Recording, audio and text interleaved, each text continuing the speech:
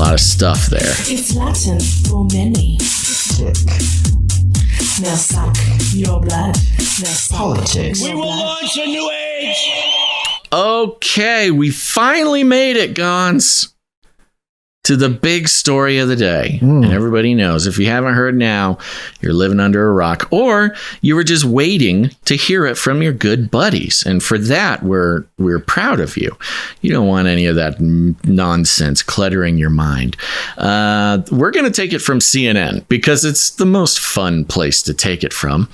And let's see, Gons, do you want to start? How do you want to do this? Yeah. So let's kick it off here with CNN Politics and the headline here. FBI executes search warrant at Trump's Mar-a-Lago and document investigation. And here's what it says. The FBI executed a search warrant Monday at Donald Trump's Mar-a-Lago resort in Palm Beach, Florida, as part of an investigation into the handling of presidential documents, including classified documents that may have been brought there. 3 people familiar with the situation told CNN. The former president confirmed that FBI agents were at Mar-a-Lago and said, quote, "They even broke into my safe," end quote. He was at Trump Tower. Not the safe. Not the safe. He was at Trump Tower in New York when the search warrant was executed in Florida, a person familiar told CNN. Quote, "My beautiful home, Mar-a-Lago in Palm Beach, Florida, is currently under siege, raided, and occupied by a large group of FBI agents," Trump said in a statement Monday evening. The extraordinary move to search the home of a former president raises the stakes for the Justice Department and comes as Trump's legal problems continue on multiple fronts. Trump is also expected in the coming months to announce he will launch another bid for the White House in 2024. Wow, the timing is impeccable here, Gons. The two things there are in one paragraph: the many legal problems he faces, and he's running in 2024. I think that's sort of the big takeaway. I don't want to go too far on this article because there's been some updates that are not included in it. Okay.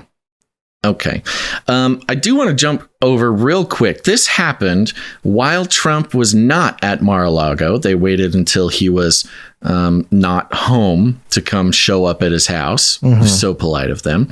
And this is related, I believe, to this New York Times article. Live updates. Trump takes the Fifth Amendment in New York deposition. The former president invoked his right against self-incrimination during a deposition that the New York Attorney General's office had hoped would be a turning point in a civil investigation into his business practices. It is one of several active investigations into Trump, though it's a mandatory sentence to include in all articles about Trump now. Trump declines to answer questions in New York deposition, invoking his right against self-incrimination. And they just repeat themselves a few times. Now, this was happening at the exact same time as the raid or the search warrant being executed on his home. Undoubtedly, this was planned this way because, hey, if you're going to search a billionaire's home, you want to do it when he's not home. And you also want to do it while he's trapped in a room, legally unable to leave that room, so he cannot sort of take any sort of action that might hinder your investigation. Now, if you remember, folks, this is the deposition that Trump and his family successfully got rescheduled because of the mysterious death of his ex-wife. If you remember, this was like last week or something. His ex-wife allegedly fell down some stairs or had some strange thing happened where she so tragically died. And this was, I think nobody could blame the Trump family for using this as a reason to reschedule this exact deposition. Which was, it was the first time he was going to appear in court or testify in court. First time he was going to make any statement in any legal proceedings about him, like in his entire life.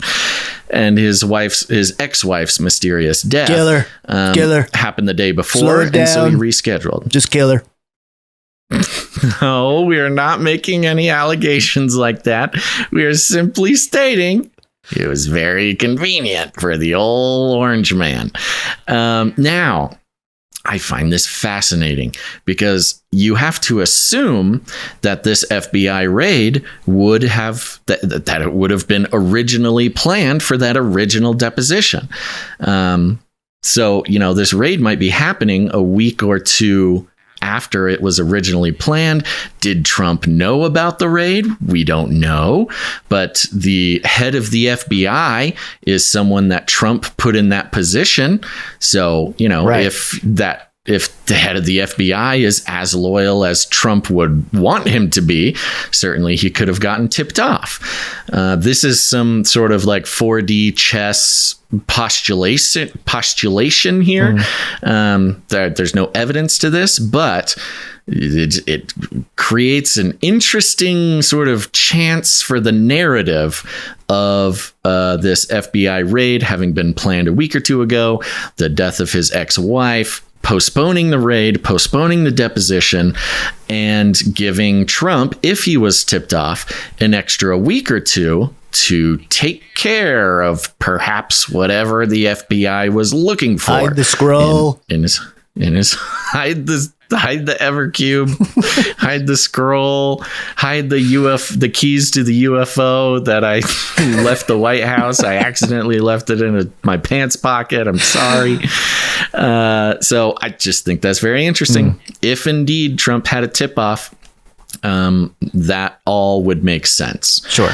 Now, there's nothing more to say about that. Do you have anything more to say about that? No. Okay. Now, there's a lot of mystery still surrounding the raid on Mar-a-Lago.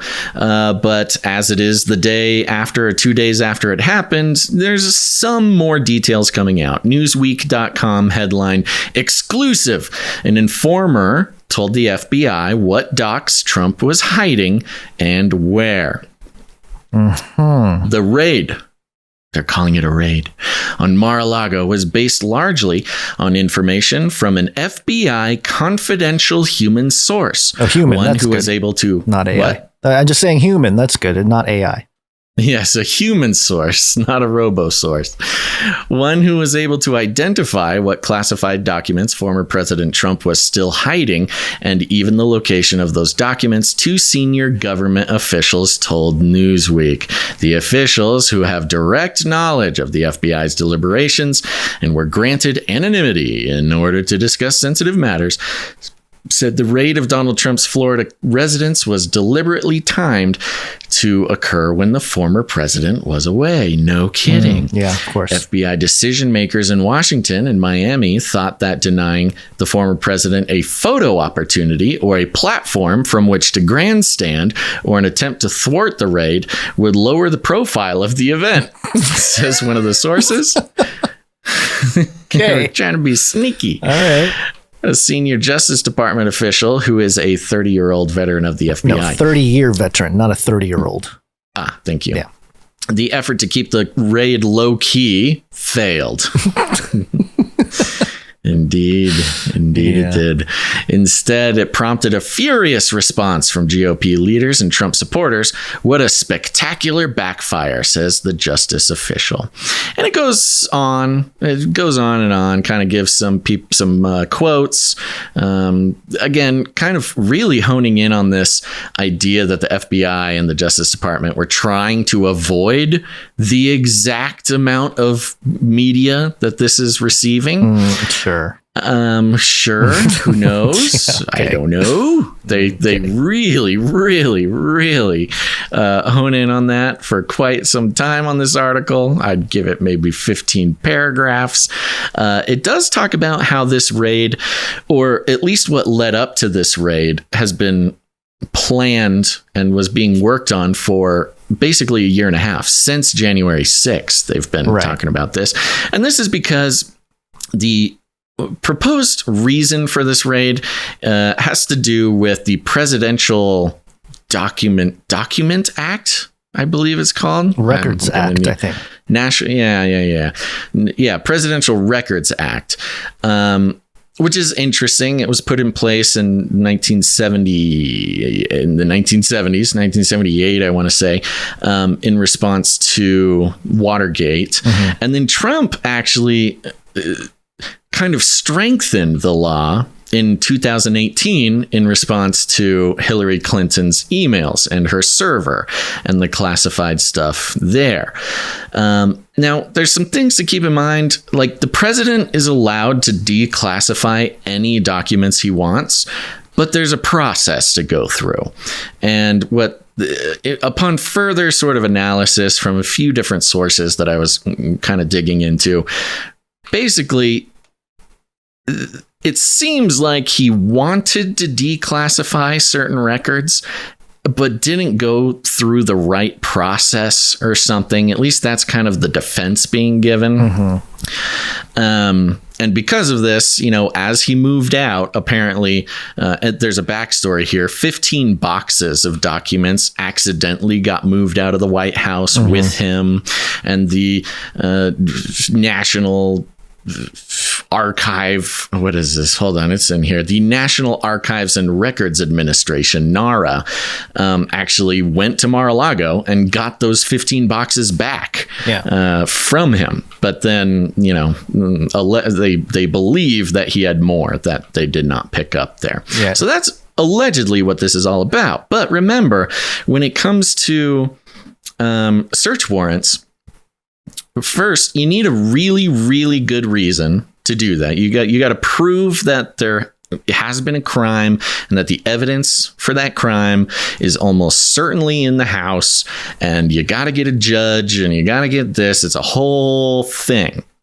But anything else that is found while you are looking for the evidence that you convinced a judge will be there, anything else you find can be used in other cases. Yeah, well, it could also be the classic, we went looking and, oh, hey, we found, I don't know, a crack pipe or something, they can always plant something in there to make it seem like he had something he didn't actually have, just to get him. And even Trump himself released a statement sort of suggesting that, we weren't allowed to be there. My lawyer wasn't allowed to be in the room while the FBI searched it. Hopefully they didn't plant anything. So he's already planted the seeds. Yeah. Which he's a genius at. I mean, that's just like his whole thing. Here's the fact of the matter is, folks, we are all going to be talking about the Presidential Records Act for a long time. This is going to be the new center point of, Trump for quite some time now. Yeah. And, I think this is a good point, and then I'll let you move on to the next article. This is a good point to go into some other interesting, or just to mention some interesting details of this. The timing of this cannot be more either horrible if you're on one side or spectacular if you're on the other side of the political spectrum. Interesting. Because of the midterms. And I did some reading, did some listening to different analyses. And one that I thought was really subtle and really well thought out was, when it comes to the midterms, the Republicans basically had it on lockdown. Biden was doing so horrible. Nobody, the approval ratings were down. Everybody was ready to boot Biden. Inflation out of control. Inflation and all these things. Didn't handle Afghanistan well. All Republicans really had to do was talk about negative things about Biden. They just had to say Biden bad, inflation bad, gas prices bad, Ukraine bad, everything bad. Hunter, it was Biden. And they would have won. Then the Democrats or whoever made moves. The overturning of Roe v. Wade was a bit of a speed bump because suddenly Republicans were kind of put in this position where now they couldn't just say Biden bad.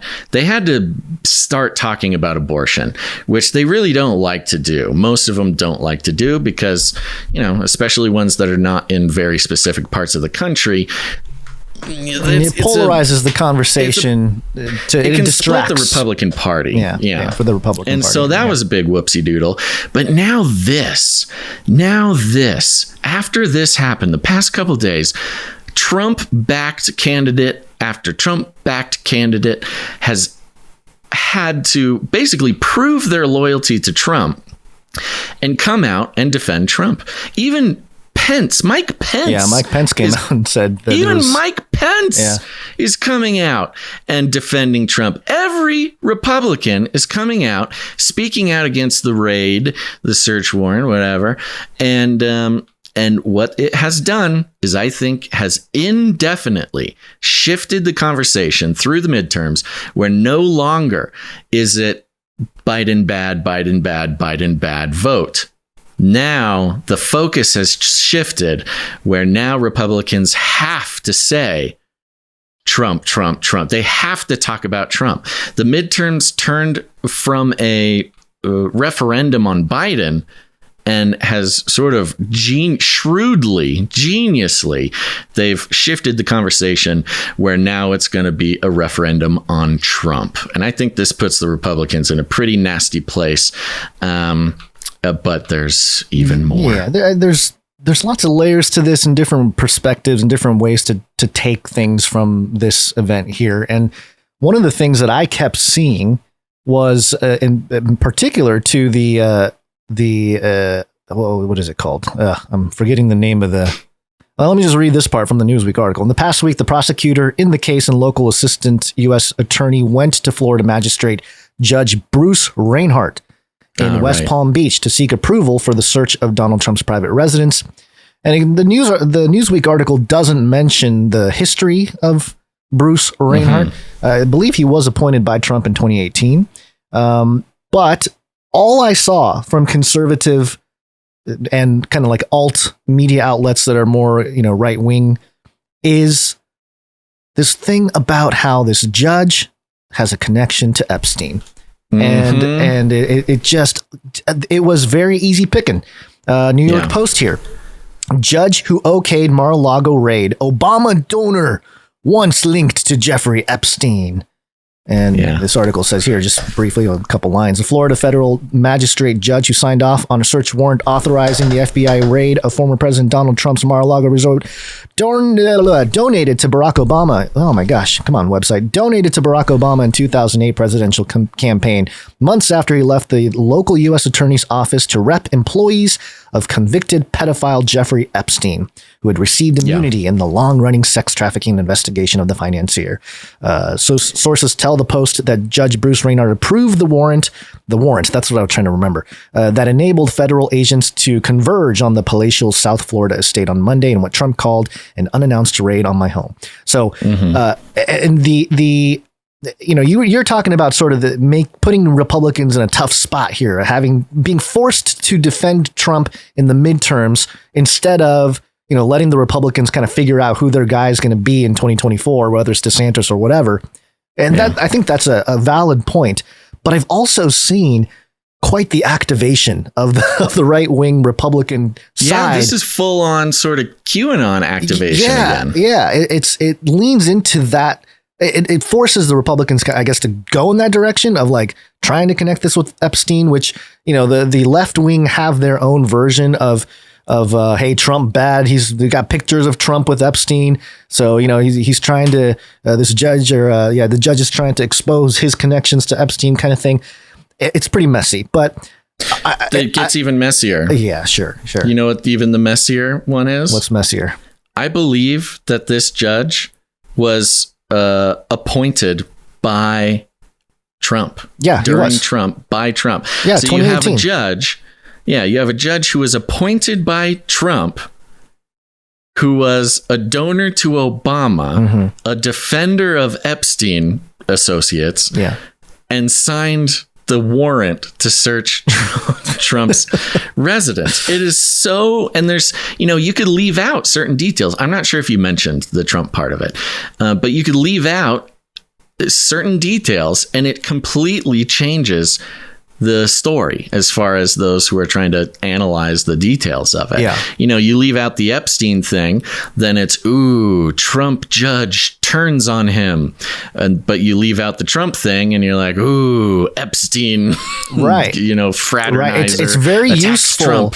For any angle, any narrative you want to tap into, whether it's liberal or conservative or right wing, left wing, either side can really. So, but the way I kind of saw it from 1,000-foot view was that this was more so a kind of an activation for the Republicans, because they were already kind of on their way. But then you're right. The Roe reversal really activated the Democrats, a little fire under their butts. Hey, we got to fight for our bodies and stuff, even though, they don't share that same sentiment for the whole jab. But then this allows for them to just activate the Republicans right back at him, so. Totally. This is like the start of the war for the midterms. Like everything leading up to this was sort of just like, midterms are coming. Things are getting spicy. Right. This happened. This is real spicy. This is the shot heard, around the world this that kicks Indian off curry the war spicy. for the midterms. There's a couple other little details that are just fun. Merrick Garland, who is the Attorney General, the federal Attorney General for the Biden administration. He's an interesting guy. At the end of this Newsweek article, it says here, the senior Justice Department source says that Garland was regularly briefed on the Records Act investigation, and that he knew about the grand jury and what material federal prosecutors were seeking. He insists, though, that Garland had no prior knowledge of the date and time of the specific raid, nor was he asked to approve it. Quote, I know it's hard for people to believe, says the official, but this was a matter for the U.S. Attorney and the FBI. Now, let's make a couple things clear. What some Republicans are saying is true. This is unprecedented. There has never been a search warrant like this raid situation ever to be done on an American president. Yeah, the precedent it sets, and I've seen a lot of people mention this, to go after any American citizen is, Well, that's not true, because the FBI goes after American citizens all the time. Right. But I'm saying that's the sentiment I've heard people say. They're this sets the precedent. If they're going after Trump, they'll go after you. Right. Okay. So that's the messaging on the Republican side. Yeah. But it is precedent setting, and you cannot deny it. And it's bizarre. And especially right before a midterm election and right before, Trump is announcing his presidential bid, and the head of the FBI appointed by Trump said he would never do anything to get in the way of an election, et cetera, et cetera. Merrick Garland, who certainly would have had to approve it. Now they're saying Merrick Garland is the Attorney General. For something this big, to not bring it all the way to the top, a precedent-setting historic warrant being served on the residence of a U.S. president, there is no way under heaven that Merrick Garland did not approve this. If so, it puts somebody's going to get fired or something. Like, you have to bring this to the top. And so I don't believe for a second that Merrick Garland did not approve this. Hey, you said it's hard to believe. It is hard to believe. Definitely is. Here's the fun part about Merrick Garland, especially because of this. Merrick Garland, a lot of people don't remember this. When in 2016, when Obama was leaving office, or just about to leave office, he had an open Supreme Court justice spot, and he was trying to fill it before he got out of office, while there's an election going on. Right. And everybody fought about it. It was a big story at the time. He was trying to fill the spot during an election. It was unprecedented, this whole thing. And that Supreme Court justice that was going to be appointed by Obama was Merrick Garland. So Merrick Garland was he was a tiptoe away from reaching a lifelong career goal of a lifelong appointment of being a Supreme Court justice, the pinnacle of, legal, the highest possible job for somebody in the legal profession. And he almost got it. And he was stopped by Trump and the Republicans because it was an election. So Merrick Garland definitely has a bone to pick with Trump. Of course, Biden made Merrick Garland the Attorney General. When he got in, it was just his turn. That's how the Democrats work here. He got as high as he could get. But he never made it to the Supreme Court. So of course Merrick Garland has a bone to pick with Trump, and he's trying to make this sort of veneer that it's not political. I didn't even approve it. But for something like this to happen without the Attorney General approving it is unheard of. Yeah. And so that's another fun little detail. And of course, they say that even Biden didn't know it was going to happen. And I kind of maybe believe the Biden part. Yeah, I mean, there's a lot of things that he doesn't know a lot of things. He's not filled in on a lot of things. I kind of believe the Biden part. He didn't know because I don't think Biden wouldn't have wanted to overshadow the Democratic wins recently. Mm-hmm. Democrats, this has been the one period of time since he's been president that they've had any wins. They got the inflation bill passed. They got the chip bill passed. They did a bunch of stuff. Finally, things were looking up for Biden. And then boom, the news cycle is completely taken over by Trump. Trump snags the headlines away from the positive things of the Democrats. And that's another part that makes me think, I don't know, maybe the timing was a Trump timing. I don't know, man. There's so many twists and turns. It could be crazy. 8D chess by Trump. It could be genius Democrat move. It could be all just staged puppet show, which is kind of where I'm at. It could just be complete chaos, motivated by political revenge. Sure. Yeah. Yeah. So there's a lot going on. Surely there will be more details. I did want to end out this segment by simply making a point. I put together a tweet earlier, which I have not done in a long time, but I just took a second and did a little bit of research. And, some people see this as the Biden administration, or just call it the Democrats. You don't even necessarily need to give Biden credit. It could be the sort of shrewd, wily workings of the Democrat Party, doing all of this. Of course, they are the ones trying to put Trump in jail. And, there's lots of talk about, hey, this is just the Democrats trying to jail a political opponent. He's trying to. This is crazy. This happens in third world countries, I think was a quote straight from Trump. And I went ahead and made a little list of all the countries in the past 5 years where the leaders have jailed political opponents. Yeah. You hear about this sometimes. A new president gets in and he goes ahead, uses his power to jail political opponents. Trump, he kind of threatened it with Hillary, but nothing ever came of it. And who knows, maybe nothing will come of this.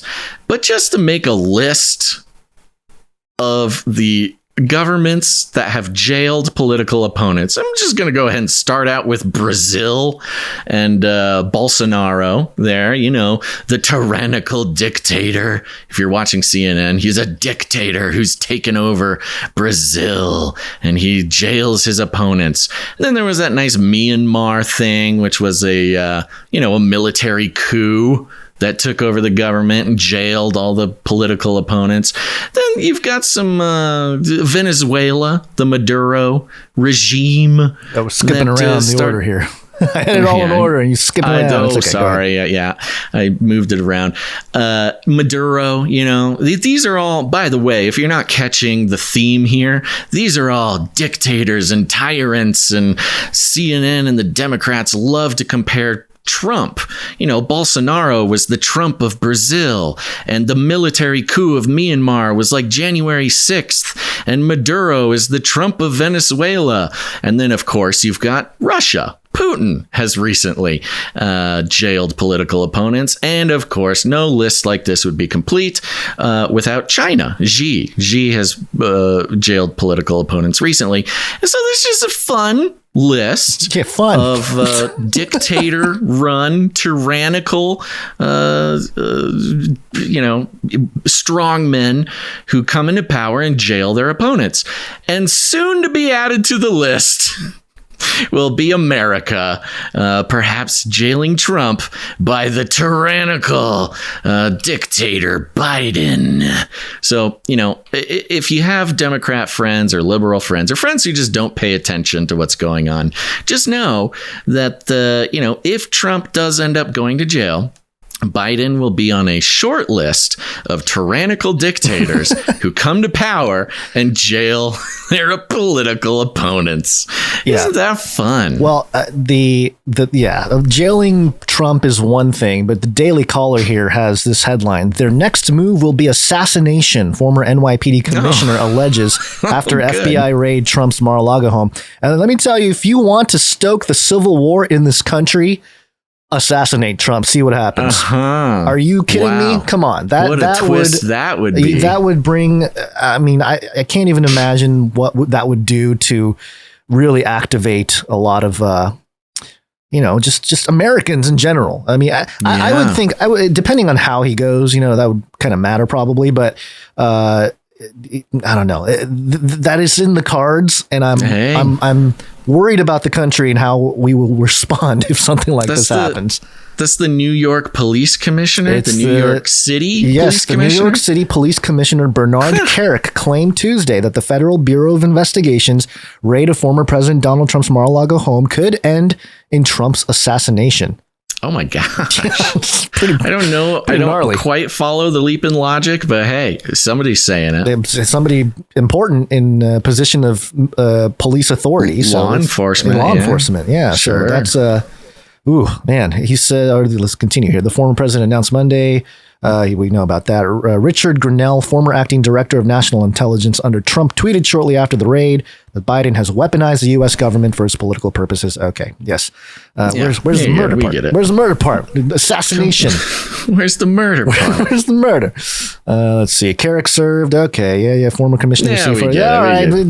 Great. This is a Daily Caller clickbait a little bit, but I still worry that this could trigger the ultimate civil war in this country, or Civil War 2.0. I guess it definitely would. If that was that's almost unthinkable. But you know what was unthinkable? Mar-a-Lago getting raided. Yeah. Or his ex-wife passing away at an opportune time. There's lots of things that you don't think will happen. This whole thing, and I do want to say this. First of all, there's not enough details yet. That's number one. We don't have enough details. A lot of this stuff is, secret sources, anonymous sources, blah, blah, blah, blah. We don't have enough details.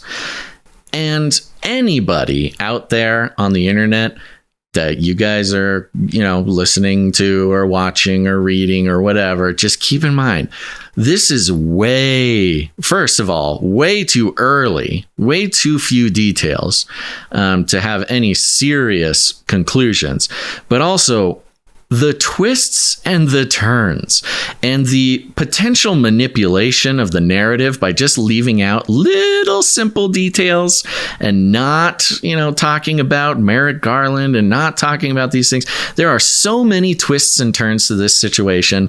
Be very careful about, somebody being too confident. Too confident about their position in any direction politically, by the way. Yeah, exactly. And that's just in general. But, if anybody is giving you any narrative that is too confidently presented, and I gave you as much of the complicated twists and turns as I could in the short time we had. But if anybody is trying to activate you, that's what you got to watch out for. Something like this creates a public that is ripe for psyop. So 100%. Be very careful about anybody out there claiming too much certainty on this and not giving you all the details and things like this, because they will be trying to activate not just the political parties trying to activate, but the full on, psyop, QAnon intelligence agencies will be trying to activate, probably in a sort of extremist, violent way as well.